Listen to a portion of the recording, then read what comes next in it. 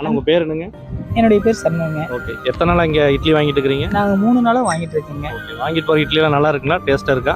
மிக சிறப்பாக, அதாவது என்ன சொல்லணும்னா அதாவது ஒரே ஒரு இது என்னுடைய பணிவான இது, உணவு வழங்குறதே மிக சிறப்பு. அதுலேயும் அறுசுவையாக இருக்குது, டேஸ்ட்டாக இருக்குங்கிறது தான் வாங்குறேன். இல்லையா மக்கள் வாங்க மாட்டாங்க, நல்லா கொடுக்குறீங்க யாருமே வாங்க மாட்டாங்க. ஆனால் இதில் என்னது எதுக்காக சொல்லணும்னா, கொரோனா காலத்தில் எவ்வளோ கஷ்டப்பட்டுருப்பாங்கிறது ஒவ்வொருத்தருக்கு தெரிஞ்ச ஒரு விஷயம்.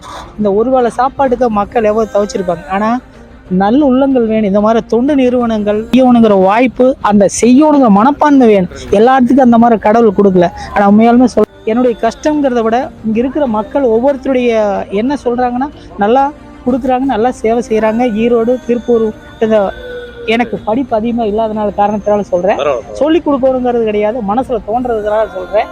சிறப்பாக செய்கிறாங்க. உண்மையாலுமே பசியில் வரணுதான், பசியுடைய அருமை என்னன்னு தெரியும். அந்த தான். ஓகே, ரொம்ப நன்றிங்க.